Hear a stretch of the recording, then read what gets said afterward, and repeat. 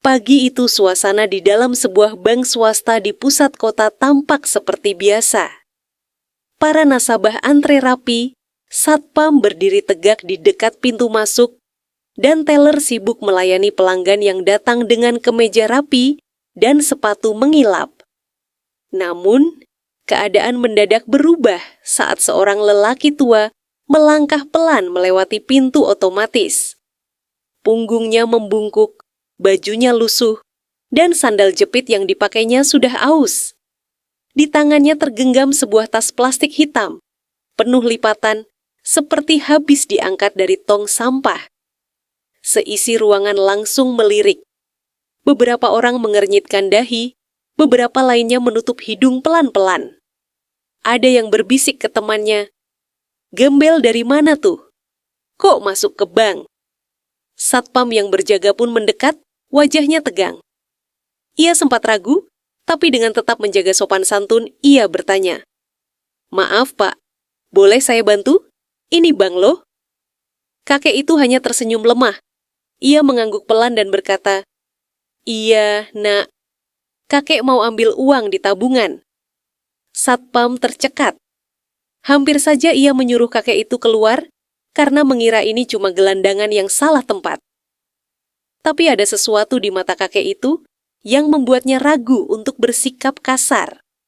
Dengan enggan, satpam mengizinkannya masuk dan mengarahkan ke mesin antrian.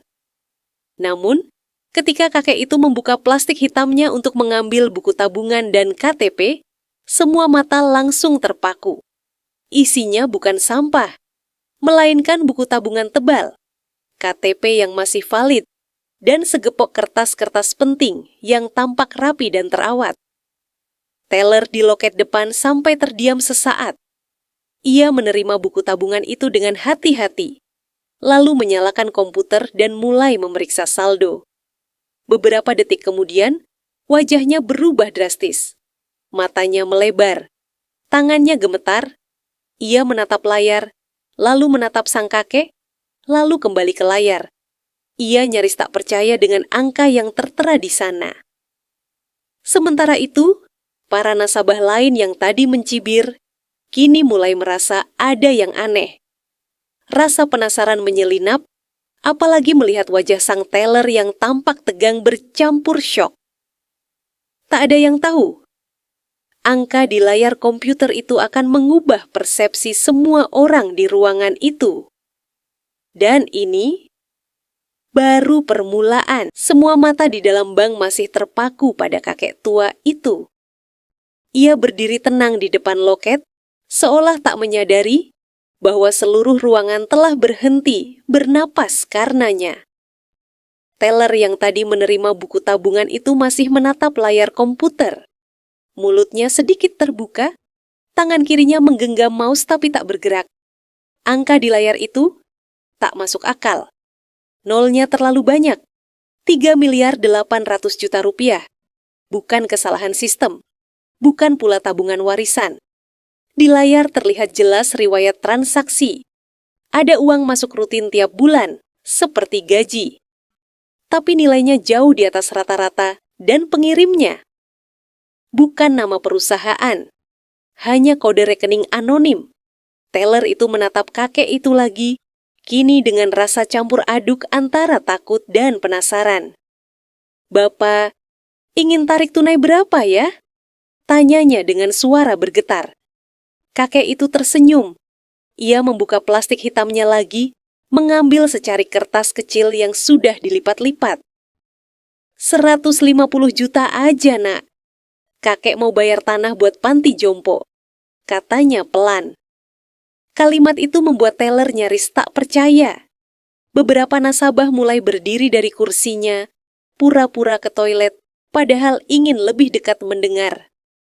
Satpam yang tadi nyaris mengusir, kini berdiri canggung, menunduk dalam-dalam sambil menjaga jarak. Setelah teller menyelesaikan transaksinya, uang yang diminta disusun rapi ke dalam amplop putih besar. Kakek itu menerimanya dengan kedua tangan, lalu membungkuk sopan. Tak ada drama, tak ada pengakuan. Ia hanya keluar dari bank seperti biasa, melangkah pelan menyusuri trotoar panas, kembali ke dunia yang tak pernah menyangka bahwa seorang lelaki tua berpakaian seperti gelandangan adalah pemilik saldo miliaran rupiah. Namun, di balik kepergiannya, satu pertanyaan mulai menghantui semua yang melihatnya hari itu. Siapa sebenarnya kakek itu? Dan kenapa ia hidup seperti orang miskin? Padahal jelas-jelas ia kaya. Hari itu, berita tentang kakek misterius langsung menyebar seperti api. Salah satu nasabah yang melihat kejadian di bank tak tahan untuk menceritakannya di media sosial. Ia menulis, "Tadi gua ngeliat sendiri, ada kakek kayak gembel, masuk bank, ambil duit 150 juta, terus keluar lagi kayak nggak ada apa-apa. Isinya miliaran, guys. Gua nggak bohong." Dalam hitungan jam, unggahan itu viral. Banyak yang mengira ini hanya cerita fiktif, tapi ada yang menyambung dengan foto dari kamera pengawas bank yang bocor. Seseorang dari dalam rupanya membagikannya diam-diam. Dan wajah kakek itu, yang tadinya tak dikenali siapapun, mulai menarik perhatian. Di sebuah sudut kota Jakarta, seorang pria paruh baya sedang duduk di warung kopi ketika melihat gambar itu dari ponselnya. Ia mendadak pucat. Itu kan Pak Arman, gumamnya. Arman, nama itu sudah lama tak terdengar. Dulu dia adalah dosen teknik sipil yang cerdas di salah satu kampus ternama. Tapi lebih dari 10 tahun lalu, ia tiba-tiba menghilang. Tak ada kabar, tak ada jejak. Beberapa mantan mahasiswa mengira ia sudah meninggal. Ada pula yang bilang ia jatuh miskin karena ditipu. Tapi kenyataan yang mereka lihat hari ini bertolak belakang. Arman ternyata hidup, masih sehat, dan lebih kaya dari kebanyakan pejabat. Kabar itu sampai ke telinga salah satu wartawan investigasi senior. Ia tertarik. Ia mulai menelusuri identitas asli kakek itu, memeriksa data tabungan dan jejak digital, dan dari situlah semuanya mulai terkuak. Ternyata, uang itu bukan hasil warisan, bukan juga dari pensiun atau kerja kantoran. Kakek Arman punya sumber dana yang sangat tak terduga, dan yang lebih mengejutkan lagi, selama 15 tahun terakhir, dia dikenal sebagai orang di balik layar yang menyelamatkan puluhan anak yatim piatu dan mendirikan fasilitas kesehatan gratis tanpa pernah mencantumkan namanya. Tapi kenapa ia hidup seperti gelandangan? Jawabannya belum jelas. Namun dari penyelidikan awal, wartawan itu menemukan petunjuk penting. Sebuah nama yang tercetak di ujung slip transfer terakhir Arman. Nama itu adalah Anjani. Nama itu, Anjani, muncul berkali-kali dalam catatan transaksi Arman. Hampir setiap bulan, selama lebih dari 1 dekade, kakek itu rutin mengirimkan uang ke rekening atas nama yang sama. Jumlahnya tidak kecil, bahkan pernah sekali mencapai 500 miliar. Wartawan yang menyelidiki kasus ini semakin tertarik. Ia melacak identitas pemilik rekening tersebut dan menemukan alamat yang terdaftar di pinggiran kota Bogor. Ia pun berangkat ke sana. Di ujung gang sempit yang dikelilingi rumah-rumah berdinding triplek dan atap seng, wartawan itu bertemu dengan seorang wanita paruh baya. Ia mengenakan daster sederhana dan wajahnya tampak kelelahan. Tapi ada kelembutan yang terpancar dari tatapannya. "Bu Anjani?" tanya wartawan itu. Wanita itu mengangguk pelan. Ketika wartawan itu menyebut nama Arman, seketika mata Anjani membesar. Ia terdiam, tangannya gemetar. "Pak Arman, masih hidup?" bisiknya lirih. Ternyata Anjani bukan sekadar penerima dana. Ia adalah mantan rekan kerja Arman. Dulu sama-sama dosen, tapi hubungan mereka jauh lebih dalam dari sekadar kolega. Arman mencintai Anjani diam-diam selama bertahun-tahun. Tapi karena status Anjani saat itu sebagai istri orang, Arman tak pernah mengungkapkan perasaannya. Beberapa tahun kemudian, saat Anjani menjadi janda karena suaminya meninggal dunia, Arman justru menghilang tanpa kabar. Yang tak diketahui siapapun adalah Arman tak pernah benar-benar pergi. Ia hanya mundur dari dunia yang menurutnya penuh kepalsuan dan kemunafikan. Ia memilih hidup sederhana, menyamar sebagai orang biasa, menyaksikan dunia dari sudut-sudut yang tak terlihat. Dan sepanjang itu, ia terus mengirimkan bantuan untuk Anjani secara diam-diam, memastikan wanita yang ia cintai tak pernah kekurangan. Air mata mengalir di pipi Anjani saat mendengar semua ini. Ia tak menyangka, cinta yang selama ini ia kira mati, ternyata masih hidup, dan bahkan diam-diam melindunginya. Namun satu hal masih menjadi misteri besar. Jika Arman benar-benar mencintai Anjani dan memiliki kekayaan sebesar itu, kenapa ia tak pernah sekalipun datang langsung? Kenapa memilih bersembunyi di balik wajah lusuh dan tubuh bongkok yang disangka gembel?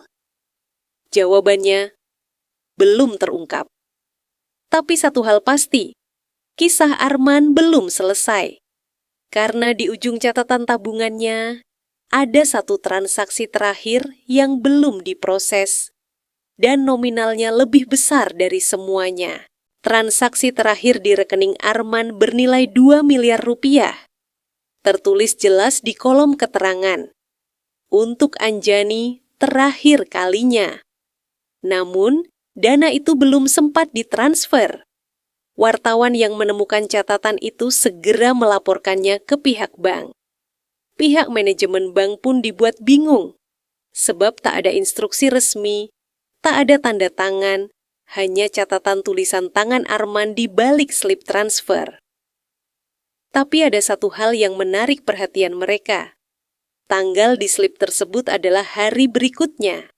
Seolah-olah Arman berencana datang lagi ke bank untuk memprosesnya. Namun hingga sepekan setelah kejadian viral itu, Arman tak pernah muncul lagi. Bank mencoba menghubungi kontak yang terdaftar di datanya, namun semua nomor sudah tak aktif. Alamat KTP-nya pun kosong. Hanya rumah tua yang nyaris roboh di pelosok kota, tak berpenghuni sejak bertahun-tahun lalu. Pihak bank akhirnya memutuskan untuk menahan dana tersebut sampai ada kejelasan hukum. Namun mereka juga membuka opsi, jika ada surat wasiat atau dokumen sah dari Arman yang menunjuk penerima, uang itu bisa dicairkan. Maka dimulailah pencarian yang lebih dalam. Wartawan itu, yang kini mulai terobsesi dengan kisah Arman, kembali ke lokasi-lokasi yang pernah disebut Anjani. Ia menyisir sudut kota, bertanya ke para pemulung, pedagang kaki lima, bahkan ke petugas kebersihan yang mungkin pernah melihat sosok kakek tua, berbaju lusuh dan membawa plastik hitam.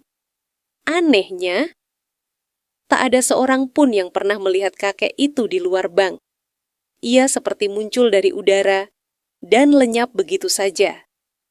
Namun, ketika harapan hampir pupus, satu petunjuk muncul dari tempat yang paling tak terduga. Seorang anak kecil penjaga warung kopi di dekat bank berseru, "Om, itu kakek yang tiap pagi ngasih aku roti." Anak itu menunjukkan gambar Arman dari koran. Iya, itu dia.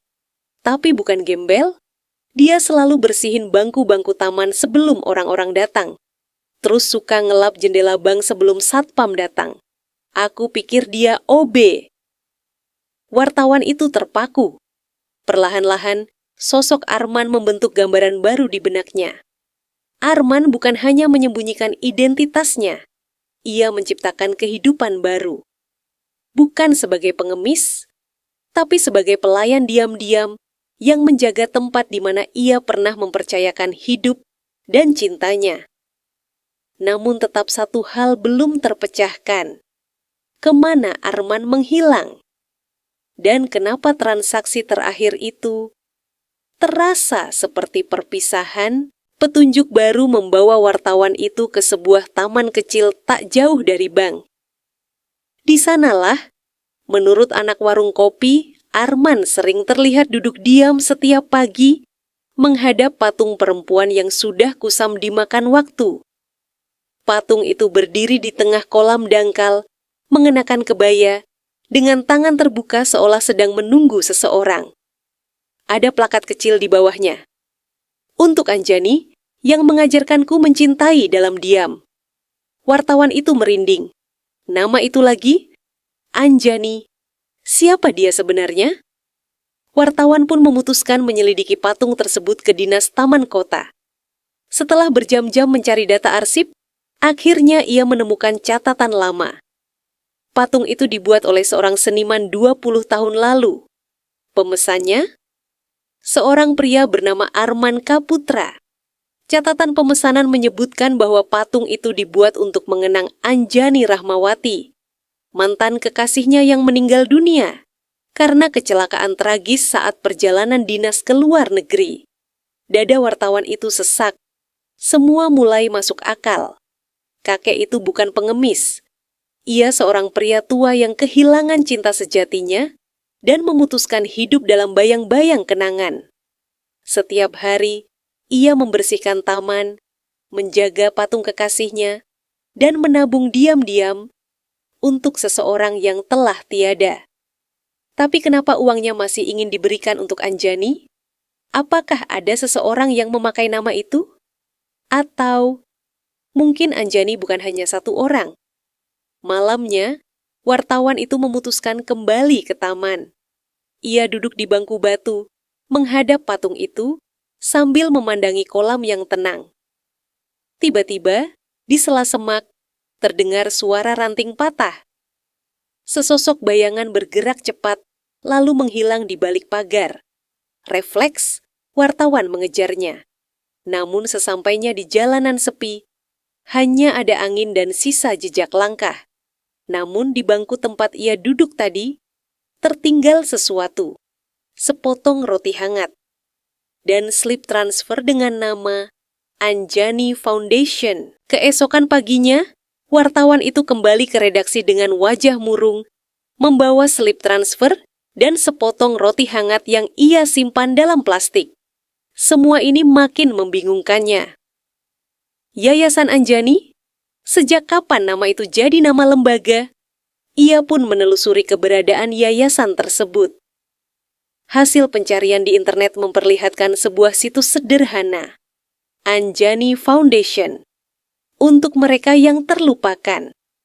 Di halaman depan tertulis misi mereka, yaitu membantu anak-anak yatim piatu, perempuan korban kekerasan, dan lansia terlantar. Alamatnya tertera jelas, sebuah rumah tua di pinggiran kota. Wartawan segera meluncur ke sana. Rumah itu tampak biasa dari luar, namun begitu pintu dibuka oleh seorang perempuan muda berhijab, suasana langsung terasa berbeda. Di dalam, beberapa anak sedang belajar, beberapa ibu terlihat sedang menjahit, dan ada 2 orang nenek duduk tenang di teras belakang sambil tersenyum. Perempuan itu memperkenalkan diri, namanya Ayu. Ia adalah pengurus yayasan yang kini mengelola seluruh operasional harian. Tapi saat ditanya soal Arman, wajahnya langsung berubah. Dengan suara pelan, Ayu berkata, "Kami menyebut beliau pendiri bayangan. Tak banyak yang tahu wajahnya. Ia tak pernah mau difoto, tak pernah mau dipuji. Ia hanya datang sesekali, memberi amplop, lalu duduk diam di pojok ruangan, memperhatikan dari jauh." Wartawan menunjukkan slip transfer. Ayu mengangguk pelan. "Ya, itu dari beliau. Kami hanya tahu namanya dari akta pendirian yayasan, tapi tak ada yang tahu kisah hidupnya. Katanya, yayasan ini dibangun atas nama seseorang yang sangat ia cintai." Wartawan memandangi dinding di belakang Ayu. Di sana, tergantung foto hitam putih seorang perempuan muda mengenakan kebaya. Di bawahnya tertulis, "Anjani Rahmawati, cinta yang tak pernah pergi." Perlahan, semuanya mulai menyatu dalam benak wartawan. Arman bukan hanya menyimpan kenangan, ia menjadikannya hidup. Ia menjadikan kehilangan sebagai bahan bakar untuk membantu mereka yang kehilangan lebih dari sekadar cinta. Dan ia melakukannya dalam diam. Sore itu, sebelum pergi, wartawan bertanya satu hal terakhir kepada Ayu. Kalau begitu, kemana biasanya Pak Arman pergi setelah mengirimkan amplop? Ayu tersenyum, lalu menunjuk ke pojok taman belakang. Biasanya, beliau duduk di situ, di bangku batu, di bawah pohon Kamboja, sendirian, sampai matahari tenggelam. Wartawan melangkah ke sana, duduk di bangku yang sama. Di sana tertulis ukiran kecil, karena mencintai tak selalu harus memiliki, tapi memberi, bahkan saat kita sendiri telah kehilangan. Beberapa hari setelah kunjungannya ke yayasan, wartawan itu tak bisa berhenti memikirkan sosok Arman. Ada sesuatu yang belum selesai. Sebuah ruang kosong dalam cerita itu yang belum terisi. Ia memutuskan kembali menyelidiki, kali ini ke rumah sakit jiwa tempat yang sempat ia dengar dari Ayu. Konon, Arman dulu pernah beberapa kali datang ke sana, membawa bingkisan dan bunga Kamboja putih. Rumah sakit itu terletak di daerah yang cukup sepi, bangunannya tua, namun masih aktif. Wartawan menemui salah satu perawat senior bernama Pak Dedi. Saat ditanya soal Arman, Pak Dedi menghela napas panjang, lalu mengajak wartawan masuk ke ruang arsip. Di sana, ia menunjukkan sebuah kotak kardus berdebu. Ini milik Pak Arman. Ditinggal bertahun-tahun lalu, katanya untuk seseorang yang tak pernah datang. Kotak itu berisi benda-benda kecil, selendang tipis beraroma melati, tiket pesawat lama bertanggal 20 tahun lalu, dan tumpukan surat yang tak pernah dikirim. Wartawan membuka salah satunya. Tangannya bergetar saat membaca tulisan tangan yang rapi tapi bergetar. Anjani, sudah beribu hari berlalu sejak kau pergi. Tapi setiap malam, aku tetap duduk di taman itu. Di bangku batu, di depan patung yang menyerupaimu.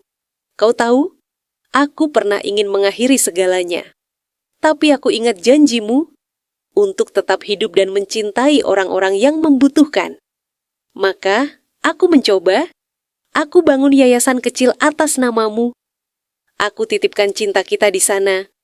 Aku tak tahu apakah aku akan bertemu lagi denganmu, tapi jika kelak ada yang membaca surat ini, semoga ia tahu bahwa di dunia ini ada cinta yang begitu sunyi, namun tak pernah padam. Surat itu berakhir dengan coretan tinta yang luntur, seolah ditulis dengan air mata. Wartawan keluar dari rumah sakit dengan dada sesak. Di luar, hujan mulai turun pelan-pelan. Ia tahu, kisah ini bukan sekadar berita. Ini tentang seorang pria tua yang hidup dari serpihan masa lalu, tapi menggunakan kepedihannya untuk membangun masa depan bagi orang lain. Dan mungkin, tanpa disadari, Arman mengajari banyak orang bahwa cinta sejati itu bukan soal memiliki, melainkan tentang memberi, menjaga, dan setia. Bahkan ketika yang dicintai sudah lama tiada, waktu berlalu. Patung Anjani di Taman Kota kini dibersihkan dan dirawat rutin oleh pemerintah daerah. Sebuah papan baru dipasang di sampingnya, berisi kutipan singkat dari surat terakhir Arman. Cinta tak harus dimiliki untuk tetap abadi. Arman K. Putra Kisah. Arman menyebar perlahan, bukan karena viral, tapi karena menyentuh hati. Bukan karena sensasi, tapi karena ketulusan. Beberapa orang datang ke taman hanya untuk duduk diam di depan patung itu. Anak-anak yayasan sering mengajak pengunjung bercerita, mengenang kebaikan Pak Arman yang tak pernah mengangkat suara, tapi selalu membuat semua orang merasa dicintai. Yayasan Anjani kini menjadi lebih hidup. Donasi mengalir, bukan karena kasihan, tapi karena orang-orang mulai mengerti, di balik kehidupan yang tampak biasa, bisa tersembunyi seseorang yang luar biasa. Wartawan yang dulu pertama kali bertemu Arman di bank, kini menulis buku tentang kisah itu. Ia beri judul sederhana, Tabungan untuk Anjani. Buku itu laris, tapi ia tak mengambil keuntungan pribadi. Semua hasilnya disumbangkan ke yayasan, sesuai keinginan Arman. Dan di suatu pagi yang cerah, saat matahari menembus lembut dedaunan taman, seorang gadis kecil berdiri di depan patung Anjani. Ia menggenggam seikat bunga Kamboja putih. "Bu Ayu," katanya pelan, "boleh aku jadi relawan di sini kalau sudah besar nanti?" Ayu tersenyum sambil mengelus rambut si kecil. "Boleh, sayang. Justru itu yang Pak Arman harapkan, agar cinta tak berhenti di satu generasi." Sebab kisah cinta Arman bukan kisah romantis biasa. Itu adalah kisah tentang mencintai dalam kesunyian, memberi tanpa berharap kembali, dan menabung bukan untuk kaya, tapi untuk memastikan seseorang yang dicintai tak pernah merasa kekurangan. Dan di dunia yang makin riuh oleh suara-suara palsu, cinta seperti itu adalah satu-satunya hal yang tetap menyala meski tak terlihat.